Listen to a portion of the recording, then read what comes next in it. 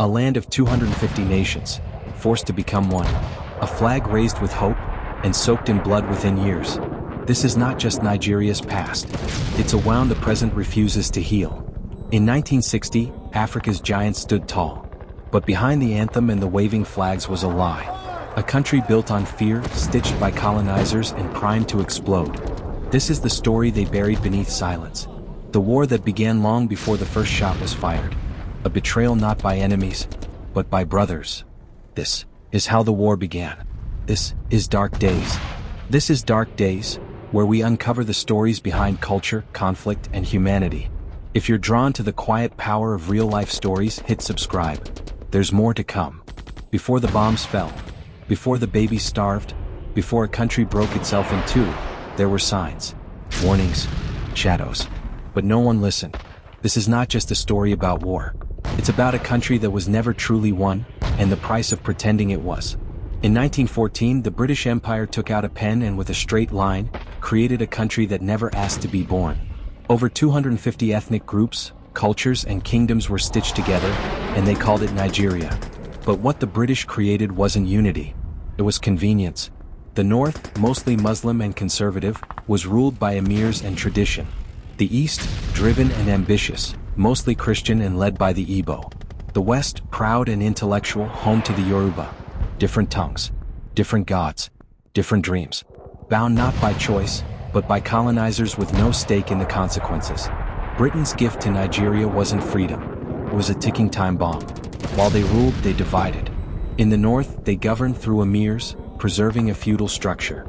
In the South, they built schools and introduced Christianity. This imbalance birthed mistrust. The North saw the South as corrupted by foreign influence. The South viewed the North as backward, untouched by progress. Suspicion grew into tension. Tension fermented into hate. When Nigeria gained independence in 1960, the cracks were already visible.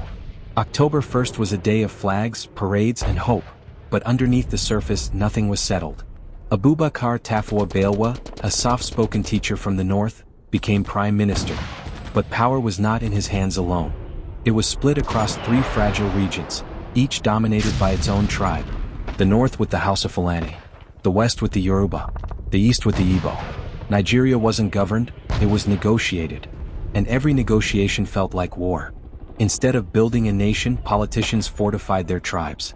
Alliances were made not through ideology, but through blood and borders. And when one tribe won, the others mourned it like a funeral. Every policy, every project, every appointment, all seen through the eyes of ethnic rivalry. In the West, the Yoruba political elite fractured into bitter factions. In the East, the Igbo surged forward, dominating the civil service, climbing corporate ladders, graduating top of class. They moved into other regions, started businesses, worked government jobs. But their success came with a price: envy, whispers, fear. The North grew uneasy, convinced that the Igbo wanted to control the entire nation. Even numbers became weapons. In 1962, a national census meant to count people turned into a war of digits. The North inflated their population figures. The East rejected them. The West cried foul. The census was annulled. A new one followed in 1963, with the same outcome. Éveillon élite. Because in Nigeria, more people meant more political seats, more money, more power. In a country this divided, even statistics could kill. Then came the oil. In the swampy rivers of the Niger Delta, foreign companies struck black gold. The East, whose land held the wells, believed the oil was theirs. The federal government, dominated by the North, said no. The oil belonged to all Nigerians. But all Nigerians didn't bleed for it. All Nigerians didn't watch their water turn to fire. All Nigerians didn't live in villages where the wealth was dug out and flown away. Oil made Nigeria rich, but it also made Nigeria greedy. Greed made betrayal inevitable. By the mid-1960s, the country was spiraling. In the western region, the elections descended into violence. Opposition members were hunted, homes were burned, bodies littered the streets. It was called Operation Weedy, an era where people were soaked in petrol and set ablaze.